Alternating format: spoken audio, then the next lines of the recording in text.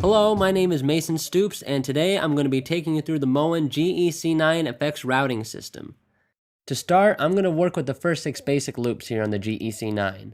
I have a compressor in loop 1, a clean boost in loop 2, a distortion in loop 3, an overdrive pedal in loop 4, a phaser in loop 5, and a tremolo in loop 6. The GEC9 also gives you the option to plug into a buffered or non-buffered input. Because I'm using so many pedals, I'm going to plug into the buffered input to help keep my signal clean. I'm also going to take advantage of the mute clean jack for my tuner so that I can easily tap it on or off to tune silently on stage. Programming with the GEC9 is really simple. I'm going to start with preset 1, and all I have to do is activate it and then individually select which pedals I want on in that preset. For example, I'm going to turn on my compressor in loop 1, and overdrive in loop 4, and a tremolo in loop 6. For preset 2, I'll put my rat distortion in loop 3 and my phaser in loop 5.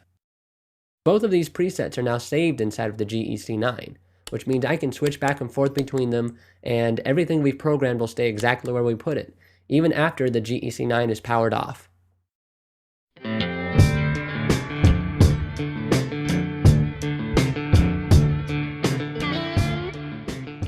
You can see that I've now added 2 more pedals, a delay in loop 7 and a reverb in loop 8, using the GEC9's open loops.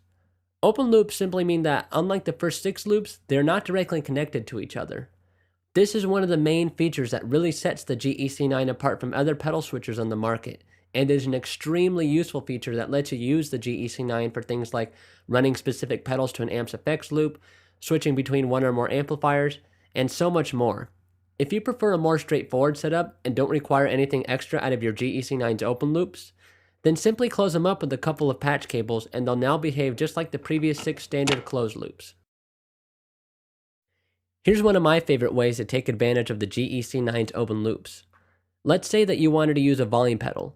Because of the open loops, I can put a volume pedal exactly where I want in the pedal chain without taking up any of the programmable loops. In this case, I want my volume pedal after the tremolo in loop 6, but before my delay in loop 7.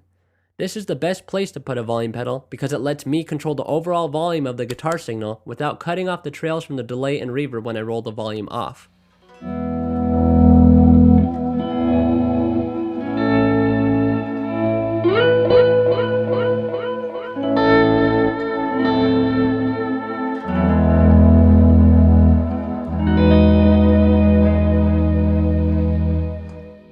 This feature also works great for incorporating wah pedals or any other kind of effect you want placed in between pedals looped in the GEC9, but would prefer to control manually.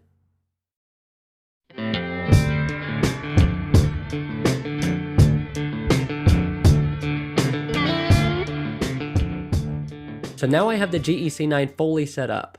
I have a pedal in each loop and a volume pedal between loop 6 and loop 7.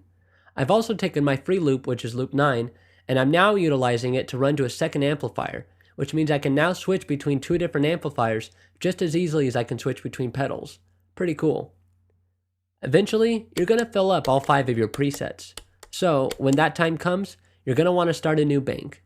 To do that, you just press either the bank up or bank down button. In this case, I'm going to go up to bank B. You'll see the bank letter is flashing. That means that we've initiated bank B, but we're not actually in bank B. The GEC9 will stay on the preset from the previous bank that you were in until you activate a new preset in the new bank. So in this case, I'm going to go ahead and activate preset 1 of bank B. Now you'll notice the bank letter is no longer flashing. That means we are officially in bank B. You can now go on and program your new presets just as easily as we did earlier in this video. So that's your basic look at the Moen GEC9 effects routing system. If you want to check out some more information, or just see what other awesome products Moen has available, you can go to musicexpresscanada.com. I'm Mason Stoops, and thanks for watching.